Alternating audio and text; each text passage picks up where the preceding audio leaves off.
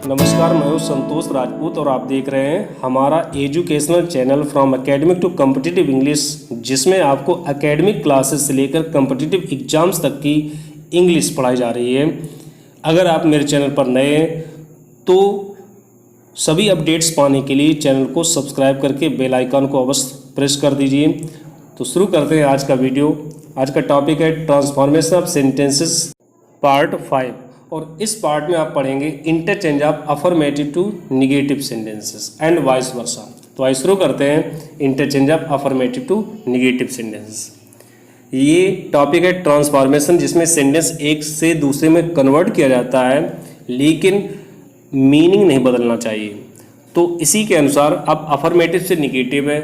जैसे सेंटेंस हम कहते हैं कि राम कानपुर जाता है, तो निगेटिव अगर करना होता है तो शुरुआत में अर्ली क्लासेस में हम लोग कर देते थे राम कानपुर नहीं जाता है, तो सेंटेंस भी बदल जाता था, उसका अर्थ भी बदल जाता था। लेकिन अब यहाँ पर ट्रांसफॉर्मेशन आप पढ़ रहे हो, यहाँ पर उसका मीनिंग नहीं चेंज होने देना है। तो इसके आधार पर रूल नंबर फर्स्ट, यदि किसी वाक्य में कोई शब्द विशेष दिया गया हो तो उस शब्द विशेष का विलोम शब्द लगा करके निगेटिव कर दिया जाता है। जैसे कोई एडजेक्टिव हो सकता है, एडवर्ब हो सकता है या कोई नाउन हो सकता है, तो ऐसे किसी भी इस वर्ड को अपोजिट कर दें और साथ साथ निगेटिव भी कर दें, मतलब डबल निगेटिव करके उसको पॉजिटिव बनाए रख सकते हैं। सेंटेंस निगेटिव देखिएगा, नॉट का प्रयोग किया गया हो लेकिन वो अफर्मेटिव सेंटेंस ही रहेगा, जबकि नॉट होगा उसका सेंस सकारात्मक होगा। जैसे I am an honest man, तो इस सेंटेंस में एक वर्ड आया है ऑनेस्ट, और ऑनेस्ट का अगर अपोजिट करके हम सेंटेंस को निगेटिव कर दें तो इसका मीनिंग वही बना रहेगा। ऑनेस्ट का अपोजिट होता है डिसऑनेस्ट, तो सेंटेंस निगेटिव कर दें और ऑनेस्ट का अपोजिट लगा दें तो बन जाएगा आई am not a dishonest man. जैसे ऊपर वाले सेंटेंस का अर्थ था मैं एक ईमानदार व्यक्ति हूँ, तो नीचे वाले सेंटेंस का भी अर्थ वही रहेगा, मैं एक बेईमान इंसान नहीं हूँ, बेईमान व्यक्ति नहीं हूँ, मतलब बेईमान नहीं हूँ तो कैसा हूँ, ईमानदार। इसी प्रकार से अगला एग्जाम्पल देखिए, India is a large country, Bharat एक विशाल देश है। यहाँ पर लार्ज का अपोजिट कर दें, स्मॉल होता है, और सेंटेंस को निगेटिव कर सकते हैं, India is not a small country. Next example, the knife is blunt, तो ब्लंट का अपोजिट होता है शार्प, तो आप बना सकते हैं the knife is not sharp. तो इस रूल को कंप्लीट करने के लिए एक बेसिक रिक्वायरमेंट यहाँ पर है कि अगर आपको अपोजिट नहीं पता है तो इस रूल को आप कंप्लीट नहीं कर सकते। इसके आधार पर आप सेंटेंस को अफर्मेटिव से निगेटिव नहीं कर सकते हैं, यानी आपको एंटोनिम्स याद करने पड़ेंगे। लेकिन अगर एंटोनिम्स याद नहीं है तो इसके बदले में मैं आपको एक ट्रिक बता दूंगा, जिसके माध्यम से आप बिना एंटोनिम यूज किए, बिना अपोजिट लगाए हुए सेंटेंस को अफर्मेटिव से निगेटिव कर सकेंगे। तो उससे पहले अन्य रूल देखिए, रिमूव एडवर्ब टू के नियमों का प्रयोग करके भी वाक्य को अफर्मेटिव से निगेटिव किया जाता है। और रिमूव एडवर्ब टू ट्रांसफॉर्मेशन में सबसे पहला टॉपिक ही पढ़ाया गया था। तो इसके आधार पर पहला एग्जांपल देखिए, I am too old to teach you. यहाँ पर टू की जगह पर सो का प्रयोग करना है, जहाँ पर इन्फिनेटिव बनाने के लिए टू का प्रयोग किया गया, इस जगह पर कंजंक्शन दैट लगाएंगे और एंटीसीडेंट सब्जेक्ट के अनुसार सब्जेक्ट लगेगा। फिर सेंटेंस के टेंस के आधार पर कैन नॉट या कुड नॉट का प्रयोग करेंगे। ये हमेशा ध्यान रखिए, कैन नॉट को हमेशा इकट्ठा लिखा जाता है। तो इसका निगेटिव करेंगे तो इस तरह बनेगा, I am so old that I can not teach you. यहाँ पर हम ये देख सकते हैं कि एम लगा तो एम के बाद नॉट लगा दे, तो इस तरह से आपका सेंटेंस गलत हो जाएगा। ये रिमूव एडवर्ब टू के रूल के आधार पर ही निगेटिव बनेगा। नेक्स्ट एग्जाम्पल देखिए, he is too proud to accept any help, और इसका निगेटिव होगा he is so proud that he can not accept any help. जो आपने रिमूव एडवर्ब टू के सेंटेंस पढ़े थे, ये एग्जाम में आपसे तीन प्रकार से पूछा जा सकता है। एक तो direct remove adverb to bracket में दे सकते हैं कि इसका एडवर्ब टू हटाइए, और दूसरा कह सकते हैं इस सेंटेंस को निगेटिव बनाइए, तब भी वही होगा। तीसरा कह सकते हैं कि सेंटेंस को आप कॉम्प्लेक्स सेंटेंस में कन्वर्ट कीजिए, अगर कॉम्प्लेक्स होता है करने को कहा जाता है तब भी इसका आंसर वही रहेगा। तो ये आप ध्यान दीजिए कि तीन प्रकार से पूछा जाए एग्जाम में, तो तीनों का आंसर एक जैसा रहेगा। अगला एग्जाम्पल देखिए, the question is too difficult for me to answer. यहाँ पर क्या है, इन्फिनेटिव से पहले प्रीपोजिशन फॉर लगा करके ऑब्जेक्ट दिया गया, तो जो ऑब्जेक्ट दिया होता है उसी ऑब्जेक्ट को दैट के बाद में सब्जेक्ट बनाकर लिख दिया जाता है, फॉर को हटा देते हैं तो बन जाएगा the question is so difficult that, me का सब्जेक्ट हो जाएगा आई, फिर टेंस के अनुसार कैन नॉट या कुड नॉट का प्रयोग करेंगे, I can not answer. Next example देखिए, Latin is too difficult to learn. इसका एक रूल लिखा था आपने कि अगर एंटीसीडेंट सब्जेक्ट से इन्फिनेटिव का संबंध ना हो तो दैट के बाद वन या नो वन सब्जेक्ट प्रयोग किया जाता है। अगर वन सब्जेक्ट लगा दें तो कैन नॉट कुड नॉट का प्रयोग करेंगे, नो वन का प्रयोग करते हैं तो केवल आपको नो वन ही लगाना होगा, फिर कैन या कुड का प्रयोग किया जाएगा। जैसे तो इसका बन जाएगा Latin is so difficult that, और लर्न इन्फिनेटिव इसका संबंध लैटिन से नहीं है तो यहाँ पर आपको वन या नो वन सब्जेक्ट लिखना होगा। दैट वन कैन नॉट, या नो वन भी कर सकते, नो वन कैन लर्न या one can not learn. Rule number next, यदि किसी वाक्य में ओनली या एलोन शब्द दिए गए हों तो इन शब्दों को हटाकर वाक्य का प्रारंभ नन बट से करते हैं।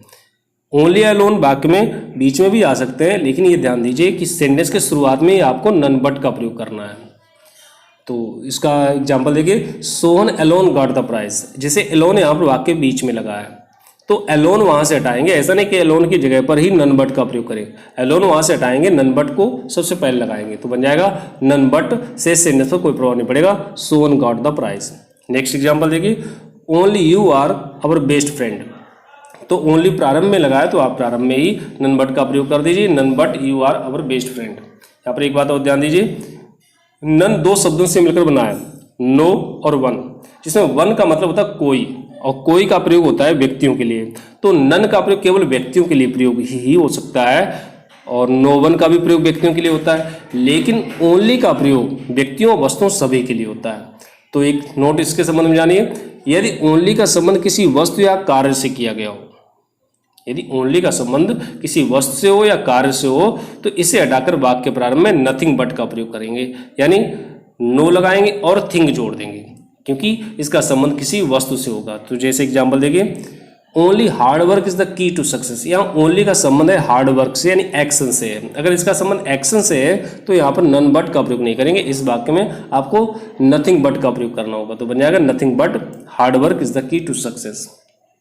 अगला रूल देखिए, यदि किसी वाक्य का प्रारंभ एज सुन एज से किया गया हो तो एज सुन एज के स्थान पर नो सूनर का प्रयोग करके टेंस के अनुसार हेल्पिंग वर्ब लगाते हैं। ज़्यादातर पास्ट में टेंस में होता है तो यहाँ पर डिड का भी प्रयोग कर देते हैं और मेन वर्ब उसी टेंस के अनुसार आएगी। अगर आपने डिड का प्रयोग कर रखा है तो वर्ब की फर्स्ट फॉर्म हो जाएगी, या पास्ट परफेक्ट टेंस का है या अन्य किसी टेंस का है तो रिक्वायरमेंट के अनुसार वर्ब की फॉर्म रहेगी। फिर कामा जहाँ बीच में लगा होगा यानी दूसरी क्लास जहाँ से शुरू होगी उस क्लास को जोड़ने के लिए कामा हटा करके कंजंक्शन देन का प्रयोग करेंगे। यहाँ पर ये बात भी ध्यान रख दीजिए कि देन की दो टाइप के होते हैं, एक THEN वाला होता है जो समय सूचक होता है, एक THAN होता है जो कंपैरेटिव डिग्री वाला होता है। क्योंकि आप एज सून एज, इसमें सून एडवर्ब है जो एज एज या सो एज के बीच में लिखी मिलेगी, तो सून का जब कंपैरेटिव करेंगे तो बनेगा सूनर, और कंपैरेटिव डिग्री के साथ सिर्फ कंपैरेटिव कंजंक्शन ही प्रयोग किया जाता है और कंपैरेटिव कंजंक्शन होता है THAN वाला, ना कि THEN। ये भ्रम ना कर ले, नहीं तो आपका पूरा सेंटेंस गलत हो जाएगा। तो जैसे एग्जांपल देखिए, as soon as the teacher enter the class the students stood up. तो एज सुन एज हटा करके नो सूनर का प्रयोग करेंगे, और एज सुन एज से जोड़ने वाला सेंटेंस पास्ट इंडेफिनिट टेंस में है तो पास्ट इंडेफिनिट टेंस की वजह से नो सूनर के तुरंत बाद में हेल्पिंग और डिड का प्रयोग किया जाएगा। इसके बाद सब्जेक्ट और क्योंकि डिड का प्रयोग हुआ है इसलिए वर्ब का फर्स्ट फॉर्म हो जाएगा, no sooner did the teacher enter the. इसके बाद दूसरी क्लास को जोड़ने के लिए जहां कामा लगा उसको हटा करके कंपैरेटिव कंजंक्शन देन का प्रयोग किया जाएगा, then the students stood up. अब इस सेंटेंस में एक चीज आप ध्यान दीजिए कि सब्जेक्ट यहां पर है द टीचर और उस टीचर से पहले हेल्पिंग और डिड का प्रयोग किया गया। अगर किसी वाक्य में सब्जेक्ट से पहले हेल्पिंग वर्ब का प्रयोग हो जाता है तो सेंटेंस इंट्रोगेटिव बन जाता है, लेकिन यहाँ पर हेल्पिंग वर्ब से शुरुआत जरूर हो गई है, कर्ता से पहले आ गया है हेल्पिंग वर्ब, लेकिन फिर भी सेंटेंस इंट्रोगेटिव नहीं होगा। इस प्रक्रिया को इन्वर्जन कहा जाता है क्योंकि इस सेंटेंस का अर्थ कुछ एम्फेटिक शो कर रहा होता है। अगला एग्जांपल देखिए, as soon as he saw a lion he ran away. तो इसको चेंज करेंगे तो नो सूनर डिड ही, और जब डिड लगा तो सा की फर्स्ट फॉर्म हो जाएगी सी ए लायन, कामा के स्थान पर then he ran away. Next rule देखिए, डिग्रीज ऑफ कंपैरिजन का प्रयोग करके भी वाक्य को निगेटिव किया जाता है और डिग्री ऑफ कंपैरिजन भी इससे पहले आप पढ़ चुके हैं। तो जैसे एग्जांपल देखिए, he is so old age you. जब तुलना दो व्यक्तियों और वस्तुओं के बीच में होती है तो ऐसे सेंटेंस को हम केवल कंपैरेटिव का पॉजिटिव और पॉजिटिव का कंपैरेटिव ही कर सकते हैं। इन सेंटेंस को सुपरलेटिव डिग्री में नहीं बदला जाता है और इस टाइप के रूल्स आपको पहले से पढ़ाए जा चुके हैं। तो यहाँ जो बाद में सब्जेक्ट लिखा है और दोनों जगह पर सब्जेक्ट आता है, जो बाद में सब्जेक्ट लिखा है उसको पहले ले आएंगे, यानी यू पहले आ जाएगा यू, इसके बाद में उसी टेंस की हेल्पिंग वर्ब आर, और जब दो व्यक्तियों और वस्तुओं के बीच में तुलना होती है तो एक रूल होता है कि अफर्मेटिव का निगेटिव, निगेटिव का अफर्मेटिव होता है। तो यहाँ पर आप अफर्मेटिव से निगेटिव करना तो पढ़ ही रहे हैं, तो ये सेंटेंस जो दिया जाएगा डिग्री चेंज करने वाला निगेटिव करने के लिए, तो उसमें तो निगेटिव होगा ही नहीं, तो इसको निगेटिव करेंगे यू आर नॉट, और ओल्ड का कंपैरेटिव कर देंगे ओल्डर, और कंपैरेटिव डिग्री बाद कंपैरेटिव कंजंक्शन देन के बाद में सब्जेक्ट जो पहले लिखा है वो बाद में आ जाएगा, देन ही। एक बात और ध्यान दीजिए, ओल्ड कि कंपैरेटिव और सुपरलेटिव दो प्रकार के होते हैं, एक होता है ओल्डर और ओल्डेस्ट, दूसरा होता है एल्डर और एल्डेस्ट।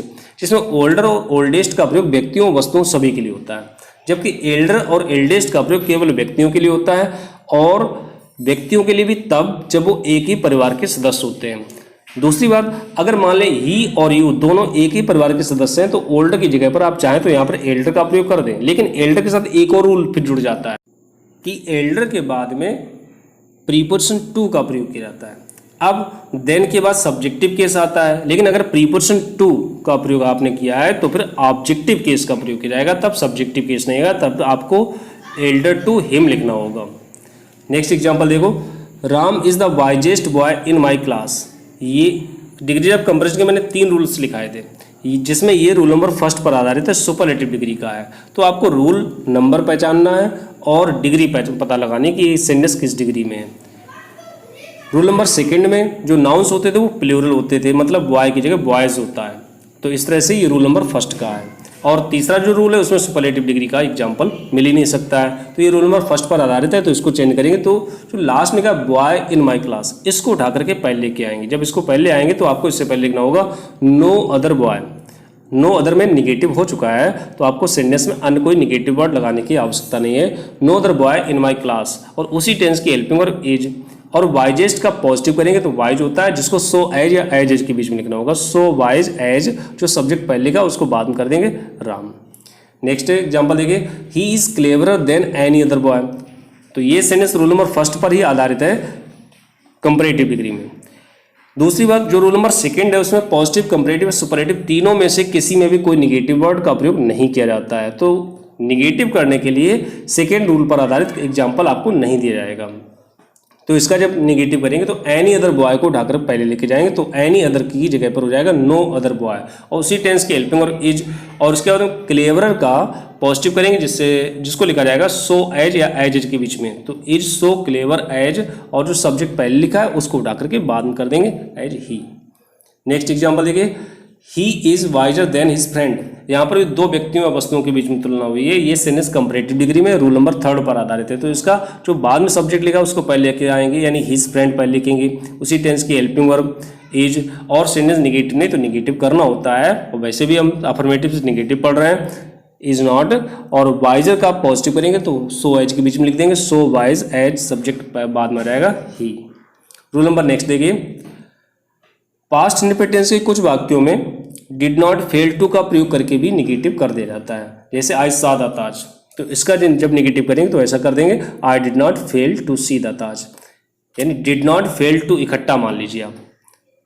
वैसे डिड नॉट फेल का प्रयोग करते हैं और वर्ब को इन्फिनिटिव बनाते हैं। बेसिक चीज़ ये है कि डिड नॉट फेल का प्रयोग करके मेन वर्ब को इन्फिनिटिव बना दिया जाता है। तो डिड नॉट फेल का प्रयोग करेंगे तो सा को इन्फिनिटिव बनाएंगे तो उससे पहले लग जाएगा टू। तो आप इतना टोटल ध्यान रखिए, डिड नॉट फेल टू का प्रयोग करके मेन वर्ब की फर्स्ट फॉर्म लगाते हैं, तो आपका सेंटेंस अफर्मेटिव से निगेटिव हो जाएगा, I did not fail to see the Taj.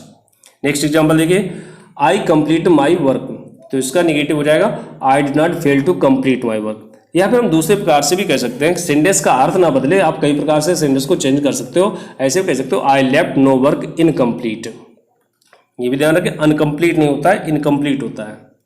Next example देखिए इसी प्रकार का, ही फिनिश्ड हिज वर्क, तो इसका बन जाएगा he did not fail his work, या फिर ऐसे कह सकते हैं he left no work unfinished. Rule number next देखिए, अब जैसे हमने बताया था शुरुआत में कि आपको अपोजिट लगा करके निगेटिव करना है। अगर आपको बाई चांस अपोजिट नहीं पता है तो एक छोटी सी ट्रिक ये है कि आप सेंटेंस को इंट्रोगेटिव कर दीजिए। अगर इंट्रोगेटिव है तो आप असर्टिव कर दीजिए, तब आप नॉट का प्रयोग कर देंगे तो सेंटेंस के मीनिंग पर कोई प्रभाव नहीं पड़ेगा, सेंटेंस आपका निगेटिव हो जाएगा और उसके बावजूद भी सेंटेंस के मीनिंग पर कोई प्रभाव नहीं पड़ेगा। तो जैसे आप कह सकते हैं he is a wise boy, जिसमें वाइज का अपोजिट आप चाहें तो लगा सकते हैं, जैसे he is not a foolish boy, ऐसे कह सकते हैं। लेकिन मान लीजिए आपको वाइज का अपोजिट नहीं पता है, तो आप सेंटेंस को इंट्रोगेटिव कर दीजिए और इंट्रोगेटिव करके आप निगेटिव का प्रयोग कर सकते हैं, यानी हेल्पिंग वर्ब पहले पहुंच जाएगा, उसके बाद नॉट का प्रयोग करेंगे, is he not a wise boy. Next example देखिए, who had seen the wind, ये सेंटेंस इंट्रोगेटिव है और इसका जब निगेटिव करेंगे तो इसका असर्टिव करते हैं तो निगेटिव बन जाएगा, तो no one had seen the wind हो जाएगा। नेक्स्ट है, when can the sun set, तो असर्टिव टू इंट्रोगेटिव और इंट्रोगेटिव टू असर्टिव भी आपको पढ़ाए जा चुके हैं, जिसमें आपको बताया गया था अगर किसी वाक्य में नेवर का प्रयोग किया गया तो नेवर हटा करके व्हेन का प्रयोग कर देते हैं शुरुआत में, तो यहाँ पर व्हेन का प्रयोग किया गया है तो व्हेन हटेगा, सेंटेंस असर्टिव बनेगा और हेल्पिंग वर्ब और मेन वर्ब के बीच में नेवर का प्रयोग कर दिया जाएगा, तो बन जाएगा the sun can never set. Next एक और एग्जांपल देखिए, is there any place like home, तो इसका जब असर्टिव करेंगे तो एनी को नो में चेंज कर दें, नो को एनी में चेंज कर दें, क्योंकि आप अफर्मेटिव से निगेटिव कर रहे हैं तो एनी की जगह पर नो हो जाएगा, there is no place like home. और अधिक जानकारी के लिए इससे पहले के वीडियोस में आपको पढ़ाया जा चुका है remove adverb too and use adverb too, तो ये सेंटेंस अफर्मेटिव से निगेटिव के लिए आपके लिए हितकर होंगे। अगर आपने ये नहीं पढ़े हैं तो आप पिछले वीडियोस में जाकर के प्लेलिस्ट में जाकर के आप सर्च कर लीजिए तो आपको मिल जाएंगे। दूसरी चीज़ पढ़ाई जा रही है आपको assertive to interrogative and interrogative to assertive sentence, ये भी आपको पहले पढ़ाए जा चुके हैं और इस वो जो पूरा टॉपिक था वो इस टॉपिक में एक रूल मात्र है और इसी प्रकार से आपको पढ़ाए जा चुके हैं सभी डिग्रीज, और उनके बारे में भी आप पिछले वीडियोस में जाकर के पढ़ सकते हैं। ये ट्रांसफॉर्मेशन के ही वीडियोस में आपको सब कुछ मिल जाएगा। तो अफर्मेटिव से निगेटिव में चेंज करने के लिए मैं आपको एक एक्सरसाइज दे रहा हूँ और इसको सॉल्व कीजिए, और अगले किसी वीडियो से पहले आपको डिस्क्रिप्शन में इसका सोल्यूशन मिल जाएगा। आप नोट करें, Sita is a beautiful girl, he loves drinking, I was doubtful whether he went there, Ram is wiser than Mohan, I alone won the race, as soon as I saw the tiger, I ran away. She is too weak to walk on foot. I saw the red fort last year. Her love has been too deep to be forgotten. I finished all work. We will always love our parents. Everybody knows the name of Tulsidas. Only good boys got good marks. As soon as the clock struck 10, we went to sleep. I was doubtful about its success. Only rich men can buy this house. The servant disobeyed me. Iron is more useful than gold. You should be present on such occasion. Hari alone got the punishment. तो ये आप exercise को solve कीजिए, और इसके साथ साथ दूसरा इसका टॉपिक है interchange of negative to affirmative sentences. इसको आप समझ लीजिए। तो पहला रूल जो था कि अपोजिट लगा करके निगेटिव करते हैं, तो यहाँ पर भी हो जाएगा, अपोजिट लगा करके आप अफर्मेटिव कर सकते हैं। दूसरा रूल है कि अलोन ओनली शब्द दिए गए तो इनको हटा करके नन बट या नथिंग बट का प्रयोग करते हैं, तो अब नन बट या नथिंग बट हटा करके अलोन या ओनली का प्रयोग किया जाएगा। डिग्री का प्रयोग करके भी आप सेंटेंस को निगेटिव से अफर्मेटिव कर सकते हैं, अफर्मेटिव से निगेटिव कर सकते हैं। इंट्रोगेटिव को असर्टिव, असर्टिव को इंट्रोगेटिव में बदल करके भी निगेटिव किया जा सकता है। एड सुन एज दिया होता है तो नो सुनर डिड लगा के और कामा के स्थान देन का प्रयोग करते हैं, तो अब एड सुन एज का प्रयोग करेंगे नो सुनर डिड के स्थान पर। नो सुनर डिड हटा करके एड सुन एज का प्रयोग करेंगे, जब डिड जाएगा तो मेन वर्ब की सेकंड फॉर्म हो जाएगी, जहाँ पर देन लगा वहाँ पर कामा का प्रयोग करना होगा। तो ये थे रूल्स, आप इसको देखिए। The boy is not toll, तो यहाँ पर टॉल का अपोजिट कर दिए, नॉट हटा दीजिए, तो बन जाएगा the boy is short. Next, I have never treated him badly, तो बैडली का अपोजिट कर दें और सेंटेंस में से नेवर को भी चेंज कर दें, तो बन जाएगा I have always treated him well. Next example देखिए, she is not so great as he, ये पॉजिटिव डिग्री में है, इसमें निगेटिव लगा तो आप कंपैरेटिव करेंगे तो इसका निगेटिव हट जाएगा, बन जाएगा he is greater than she. Next, she does not hate me, यहाँ पर डज नॉट हटाएंगे तो हेट का अपोजिट कर देंगे, शी लव्स मी। नेक्स्ट है, no sooner did he come to me then I begin to read, तो no sooner did हटा करके लिखेंगे एज सुन एज, और डिड हटेगा तो हो जाएगी मेन वर्ब की second form, as soon as he came to me, और जहाँ देन लगा वहाँ पर कामा का प्रयोग कर देंगे, आई बिगिन टू रीड। अगला, I shall never forget you, तो इस वाक्य में नेवर का प्रयोग किया गया, तो इसको आप दो प्रकार से इंट्रोगेटिव करके इसका अफर्मेटिव बना सकते हैं। एक तो नेवर हटा करके आप व्हेन लगा दें शुरुआत में, दूसरे केवल आप हेल्पिंग वर्ब का ही प्रयोग कर दें तो भी आपका निगेटिव से अफर्मेटिव हो जाएगा। एक प्रकार से ऐसे, when shall I forget you, एक तो ऐसे हो जाएगा। जब आप केवल हेल्पिंग वर्ब का प्रयोग पहले करेंगे तो नेवर को बिल्कुल नहीं हटाएंगे, बल्कि नेवर के स्थान पर आपको एवर का प्रयोग करना होगा, तब ऐसे हो जाएगा शैल आई एवर फॉरगेट यू। और अगर आप इंट्रोगेटिव करें तो लास्ट में क्वेश्चन मार्क लगाना बिल्कुल ही ना भूलें। अगला एग्जाम्पल देखिए, nothing but a pen is mightier than a sword. तो नथिंग बट हटा करके इस जगह पर ओनली का प्रयोग करेंगे। अलोन का प्रयोग नहीं कर सकते क्योंकि अलोन में भी दो शब्द आते हैं, आल और वन, जिसमें वन का प्रयोग केवल व्यक्तियों के लिए होता है, तो अलोन का प्रयोग यहाँ पर नहीं किया जा सकता है। तो ये थे इसके अब निगेटिव से अफर्मेटिव करने के रूल्स। अब इस पर भी आधारित कुछ सेंटेंस एक्सरसाइज के रूप में आप नोट कर लें, इनको भी सॉल्व करें। They did not find the road very bad, I am not so great as he, there is no smoke without fire, no sooner did I hear your name than I remembered you, I did not fail to see your father, none but the brave deserve the fair, there is no rose without thorns, thorns means kaante, he left no plan untried, the knife is not blunt, there were not many people in the party, I did not fail to return his book, their glory can never fade, no sooner did he see the tiger than he fled away, none but Ram was selected in the college, we should not disobey our parents। तो ये थे examples और exercises interchange of affirmative to negative and negative to affirmative sense. मैं उम्मीद करता हूँ कि आपको समझ में आया होगा। धन्यवाद। Subscribe and press the bell icon on the YouTube app to never miss an update.